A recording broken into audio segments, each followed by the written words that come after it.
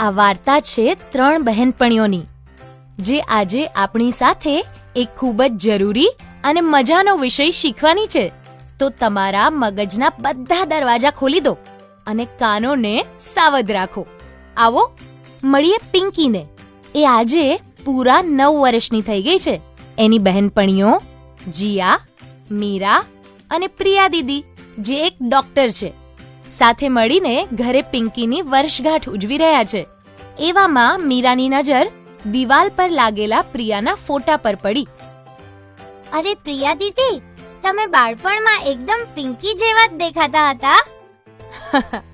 હા મીરા, એકદમ સાચી વાત છે તારી. એક નાની અમસ્તી છોકરીમાંથી યુવતી બનવાની સફર ખૂબ જ મજાની હોય છે. અચ્છા, દીદી, આપણે લોકો મોટા કેમ થઈએ છીએ? મીરા, આપણે લોકો પિયુષ ગ્રંથિને કારણે મોટા થઈએ છીએ. પિયુષ ગ્રંથિ એટલે શું? પિયુષ ગ્રંથિ તમારા મગજના નીચેના ભાગમાં આવેલી વટાણાના દાણા જેવડી નાનકડી ગ્રંથિ હોય છે. જ્યારે મોટા થવાનો સમય આવે છે ને, ત્યારે પિયુષ ગ્રંથિ તમારા શરીરમાં અમુક ખાસ રસાયણ છોડે છે, જેને હોર્મોન્સ કહેવાય છે. આ હોર્મોન્સ શરીરના જુદા જુદા અંગોનો વિકાસ કરે છે, અને જેને લીધે તમે ઘણા પ્રકારના શારીરિક અને ભાવનાત્મક ફેરફારો અનુભવો છો. કયા પ્રકારના ફેરફારો દીદી? ઘણા બધા ફેરફારો, જેમ કે તમારી ઊંચાઈ વધશે, સાથે સાથે જ વજન પણ વધશે.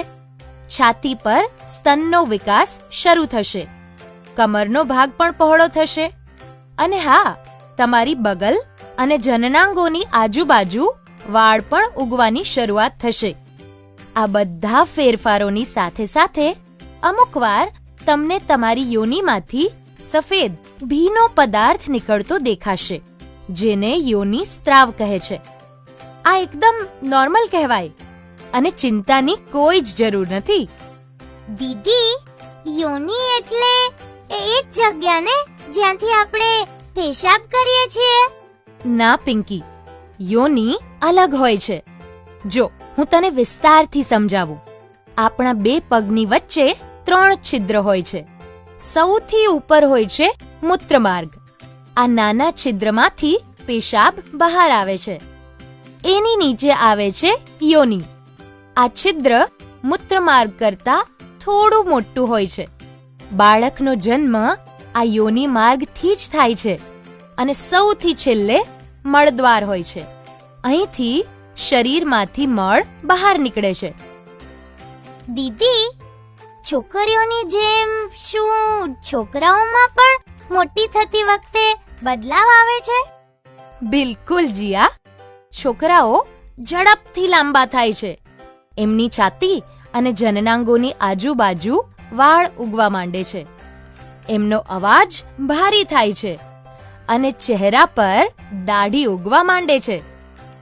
છોકરાઓ અને છોકરીઓ બંનેમાં મોટા થતી વખતે બદલાવ આવે છે.